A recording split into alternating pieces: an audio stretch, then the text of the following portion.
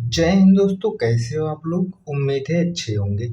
आज की इस वीडियो में हम पढ़ेंगे एनसीईआरटी विज्ञान कक्षा 10 के चैप्टर नंबर 1 का पार्ट 2 हम देखेंगे। पार्ट 1 हमने पढ़ लिया है। अगर आपने वो वीडियो नहीं देखा है तो उस वीडियो का लिंक मैंने वीडियो के डिस्क्रिप्शन बॉक्स में दे दिया है, वहां से जाकर आप उसको देख लेंगे। आज हम उसका सेकेंड पार्ट लेकर आए हैं। आज हम सीखेंगे रासायनिक समीकरण को संतुलित कैसे करें।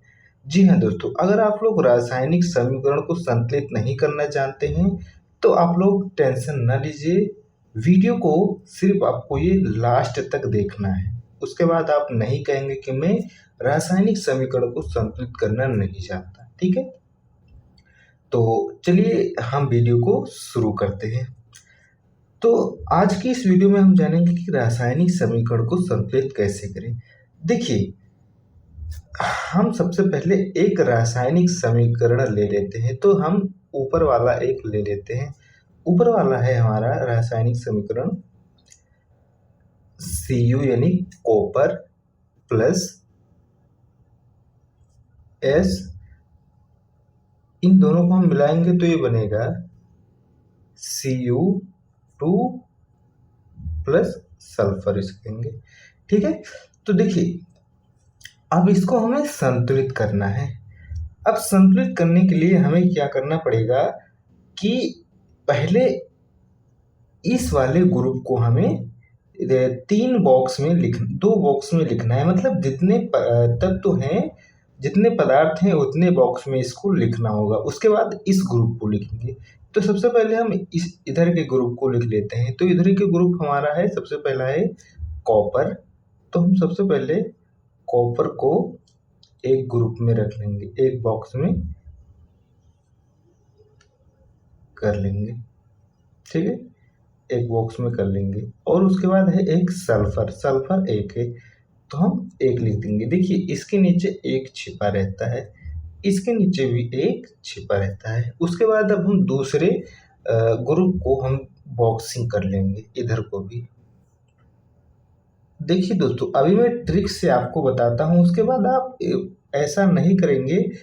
आप सीखने के बाद ऑटोमेटिक बिना बॉक्स के भी आप संतुलित कर सकते हैं। अब इधर भी हम देख लेंगे, कॉपर इधर है हमारे पास 2। ठीक है, तो हम लिखेंगे कि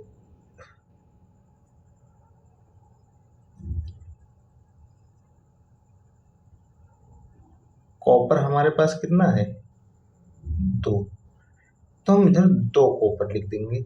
और सल्फर एक है तो सल्फर हम एक लिख देंगे। अब देखिए दोस्तों, इधर है कॉपर एक और सल्फर एक, लेकिन इधर है कॉपर 2 और सल्फर एक। तो दोस्तों इधर और इधर दोनों ग्रुप को हमें, इन दोनों ग्रुप को हमें बराबर करना है। मतलब इधर अगर कॉपर 2 है तो इधर भी कॉपर 2 लाना होगा। इधर सल्फर एक है तो इधर सल्फर एक है। ठीक है, तो हमें इनके परमाणुओं को बराबर लाना होगा। तो उसी को ही हम कहते हैं कि समीकरण को संतुलित करना। तो परमाणुओं को बराबर ही लाना होता है समीकरण में, और कुछ नहीं। तो उसके लिए हमें क्या करना पड़ेगा कि मान लेते हैं इधर है एक कॉपर प्लस एक सल्फर, और इधर है कॉपर 2 और सल्फर एक। तो हमें कॉपर 2 इधर है, कॉपर एक इधर है। ठीक है, कॉपर इधर 2 है, यहाँ देखिए। अब आप लोगों को देखिए, कॉपर इधर एक है, कॉपर इधर 2 है। तो हमें क्या करना पड़ेगा, इधर भी 2 कॉपर लाना पड़ेगा, मतलब करना पड़ेगा, तभी हमारा समीकरण संतुलित होगा। तो हमें सिंपली क्या करना है कि इसको 2 से गुणा करना पड़ेगा। अब गुणा करने का मतलब ये नहीं कि यहाँ से हमें 2 लगा देना है बस हो जाएगा। जब भी हम परमाणु को बढ़ाने के लिए गुणा करेंगे तो हम सिंपली यहाँ से गुणा करेंगे, यहाँ से 2 कर देंगे, बस ये हो जाएगा। अब देखिए ये 2 कॉपर हो गया और सल्फर एक हो गया। अब देखिए इन दोनों ग्रुप के परमाणुओं की संख्या बराबर हो गई। इधर भी 2 कॉपर है, और इधर भी 2 कॉपर है, इधर एक सल्फर है, इधर भी एक सल्फर है। तो ये अब समीकरण क्या हो गया, संतुलित हो गया, संतुलित समीकरण हो गया। ठीक है, अब हम दूसरा समीकरण देखते हैं। दूसरा है सोडियम प्लस H2O, मतलब वाटर, इन दोनों से मिलकर बना है सोडियम OH, यानी OH, उसके बाद H2। अब हमें इनके परमाणु को गिनना है, जिधर परमाणु कम होगा उधर से हमें गुणा करके परमाणु को बढ़ा देना है। तो देखिए सोडियम इधर एक है, इधर भी सोडियम एक है, उसके बाद ऑक्सीजन इधर एक है, इधर भी ऑक्सीजन एक है, हाइड्रोजन इधर 2 है, इधर भी हाइड्रोजन 2 है, लेकिन इधर एक हाइड्रोजन एक है। ठीक है, इधर हाइड्रोजन कितना है, एक है। तो हमें क्या करना पड़ेगा कि इधर गुणा करके हमें हाइड्रोजनों की संख्या बराबर लानी होगी। तो उसके लिए हमें क्या करना पड़ेगा, सिंपली यहाँ पर हमें 2 से गुणा करना पड़ेगा। अब देख लीजिए 2 हाइड्रोजन इधर भी, 2 हाइड्रोजन इधर भी है, 2 हाइड्रोजन इधर भी है, मतलब हाइड्रोजन की संख्या बराबर होनी चाहिए। ठीक है, अब जैसे देखिए सोडियम इधर एक है, सोडियम इधर भी एक है, ऑक्सीजन इधर एक है, ऑक्सीजन इधर भी एक है, हाइड्रोजन इधर 2 है, हाइड्रोजन इधर भी 2 है। तो इसे भी हमें 2 करना पड़ेगा। तो मैंने आगे से गुणा दे दिया, अब ये संतुलित हो गया। ये समीकरण क्या हो गया, संतुलित हो गया। कहने का मतलब है कि इनके तत्वों, इन पदार्थों के तत्वों परमाणुओं की संख्या बराबर होनी चाहिए। ठीक है, उत्पादों और अभिकारकों की संख्या, उत्पादों और अभिकारों के परमाणुओं की संख्या बराबर होनी चाहिए, उसे ही हम समीकरण को संतुलित मान लेंगे कि ये समीकरण संतुलित हो चुका है। ठीक है, अब हम अगला समीकरण लेते हैं, तीसरा। तीसरा हमारा कहता है Cl2 यानी क्लोरीन प्लस H2 यानी हाइड्रोजन, इन दोनों से मिलकर बनेगा HCl। अब देखिए इधर के परमाणु की संख्या और इधर के परमाणु की संख्या को हमें बराबर करना पड़ेगा। ठीक है, तो इधर देखिए हाइड्रोजन इधर 2 है, लेकिन हाइड्रोजन इधर एक ही है, और क्लोरीन इधर 2 है, क्लोरीन इधर एक ही है, Cl एक ही है। तो हमें इनकी इतना 2-2 करने के लिए सिंपली क्या करना पड़ेगा, यहाँ से 2 से गुणा करना पड़ेगा, और अब देखिए बराबर हो गया। अब देखिए इसके आगे 2 लगा है, इसका मतलब ये 2-2 भी है, हाइड्रोजन 2-2 है, हाइड्रोजन भी 2 है और क्लोरीन भी 2-2 है। तो देखिए अब ये क्या हो गया, संतुलित हो गया, मतलब क्लोरीन इधर 2 है तो क्लोरीन इधर भी 2 हो गया, क्योंकि 2 आगे लगा है, हाइड्रोजन 2 है, हाइड्रोजन भी 2 हो गया, क्योंकि इसके आगे मैंने 2 से गुणा कर दिया है। ठीक है, तो ये क्या हो गया, संतुलित, ये समीकरण क्या हो गया, संतुलित हो गया। ठीक है, समझ में आ गया। अब हम चौथा समीकरण देखते हैं।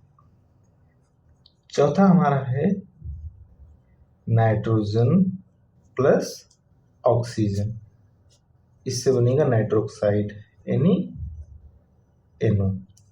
अब इसको भी सेम करना पड़ेगा, इधर के परमाणु की संख्या और इधर के परमाणु की संख्या गिनने के बाद जिधर बराबर होगा, जिधर ज्यादा संख्या होगा तो उधर छोड़कर इधर हमें गुणा करके इसके इतना संख्या, इसके इतना परमाणु की संख्या को बराबर करना पड़ेगा। मतलब जितने परमाणु संख्या इधर है उतने ही इधर लाना पड़ेगा, बस हमारा समीकरण क्या हो जाएगा, संतुलित हो जाएगा।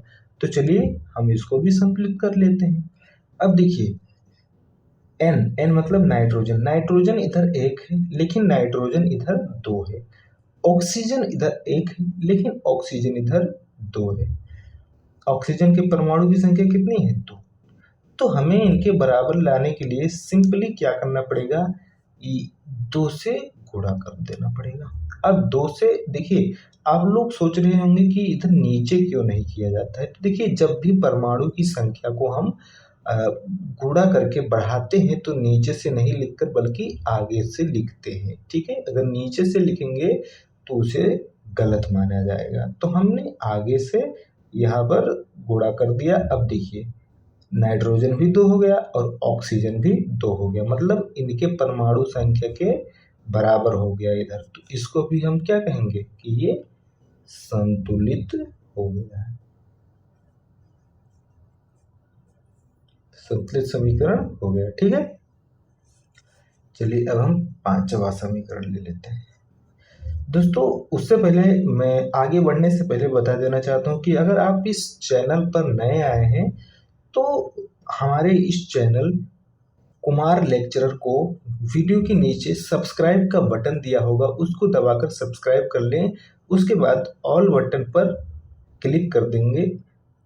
इससे क्या होगा कि मैं जब भी कोई नई वीडियो बनाऊंगा तो उसकी नोटिफिकेशन सबसे पहले आपके फ़ोन पर आ जाएगी। और हाँ, वीडियो अगर पसंद आ रहा हो तो वीडियो को एक लाइक कर दीजिए और एक प्यारा सा कमेंट कर दीजिए अगर आपको ये वीडियो पसंद आया हो तो। ठीक है, तो चलिए अब हम आगे बढ़ते हैं।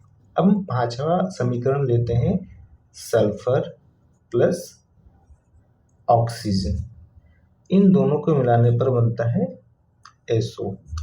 अब देखिए इधर के परमाणु की संख्या और इधर के परमाणु की संख्या को हमें बराबर करना पड़ेगा। अब देखिए सल्फर इधर 1 है, इधर भी सल्फर 1 है और इधर ऑक्सीजन 2 है, लेकिन ऑक्सीजन इधर 1 का है। तो हमें क्या करना पड़ेगा, ऑक्सीजन को सिर्फ 2 करना पड़ेगा। तो ऑक्सीजन को 2 करने के लिए हमें क्या करना पड़ेगा, यहाँ बीच से 2 से गुणा करना पड़ेगा। क्या करना पड़ेगा, 2 से गुणा करना पड़ेगा। अब हमने बीच में 2 से ऑक्सीजन से गुणा किया है, इसलिए सिर्फ ऑक्सीजन के परमाणु की संख्या ही बढ़ेगी, सल्फर की नहीं बढ़ेगी। क्योंकि हमें सल्फर इधर 1 ही है, इसलिए सल्फर 1 ही रखना है। ऑक्सीजन इधर 2 है, इसलिए ऑक्सीजन को 2 करने के लिए मैंने यहाँ से 2 से गुणा कर दिया ऑक्सीजन से, इसलिए अब ऑक्सीजन की परमाणु की संख्या 2 हो गई है। ठीक है, तो ये भी क्या हो गया, संतुलित हो गया। समझ में आ गया?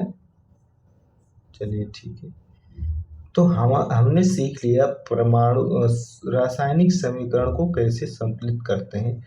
ठीक है, अब हम आगे बढ़ते हैं। अब हम देखते हैं कि रासायनिक समीकरण को संतुलित करना क्यों आवश्यक है। आखिर हम रासायनिक समीकरण को संतुलित क्यों करते हैं।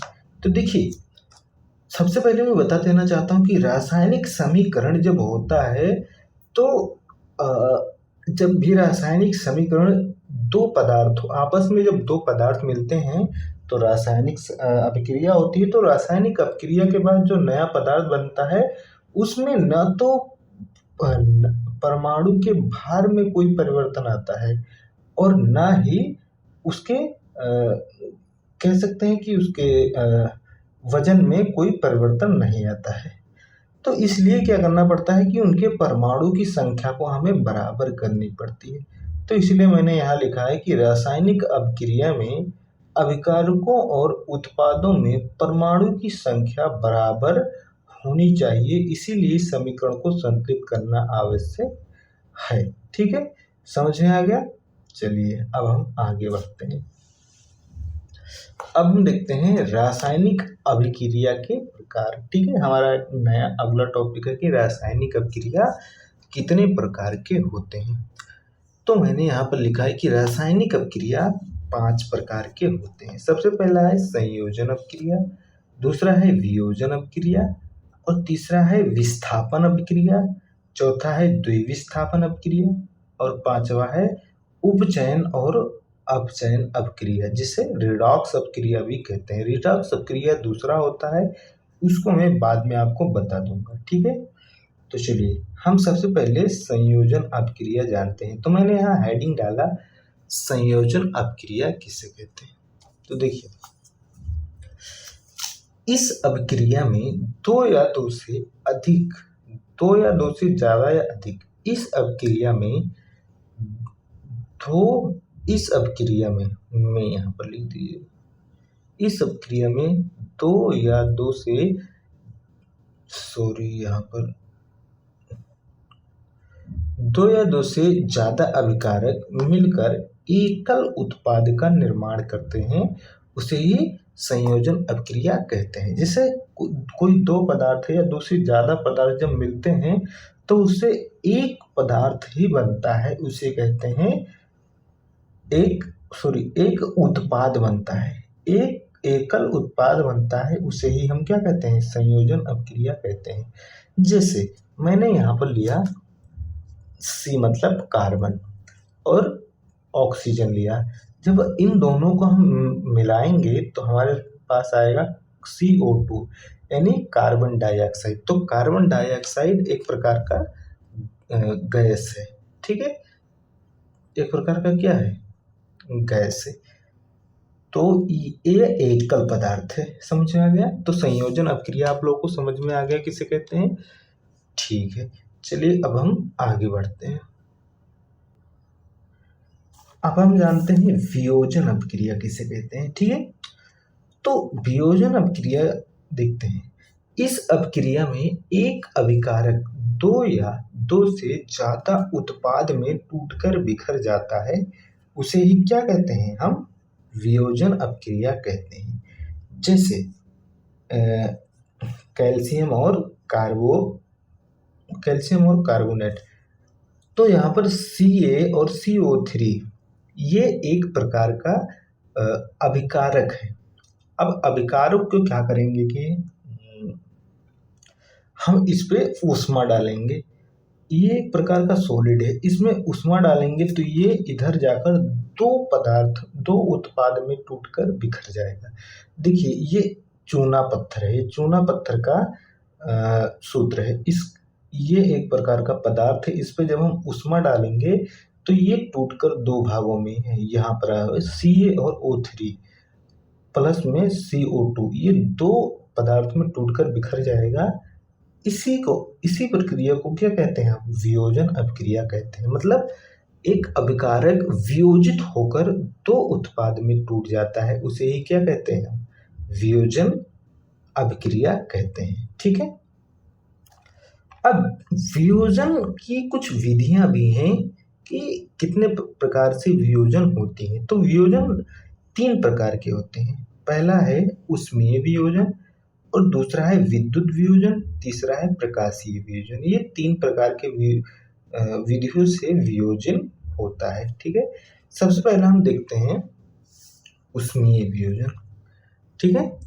तो ऊष्मीय वियोजन में क्या होता है कि इसमें अभिकारक को ऊष्मा या गर्मी द्वारा तोड़कर वियोजित किया जाता है। मतलब कोई अभिकारक है, उस पे जब हम ऊष्मा डालते हैं या फिर उस पे गर्मी डालते हैं तो वो टूटकर दो भागों में बिखर जाता है। जैसे यहाँ पर मैंने चूना पत्थर पर ऊष्मा डाला है तो ये बिखर गया है CO3 और CO2 में, यानी ये दो उत्पाद में टूट गया है। इसी प्रक्रिया को क्या कहेंगे, हम ऊष्मीय वियोजन कहेंगे। तो दोस्तों आज के लिए इतना ही। कल के पार्ट में हम ये चैप्टर पूरा फिनिश कर देंगे, अब थोड़ा सा ही बचा है, उसको भी मैं कल के वीडियो में पढ़ा दूंगा। अगर आप लोग इस वीडियो को मतलब इस चैनल पर आप नए हैं तो प्लीज़ चैनल को सब्सक्राइब कर लीजिए। मिलते हैं अगले वीडियो में और पूरा का पूरा चैप्टर समाप्त कर देंगे, फिर हम अगले चैप्टर पर चलेंगे, ठीक है। तब तक के लिए जय हिंद।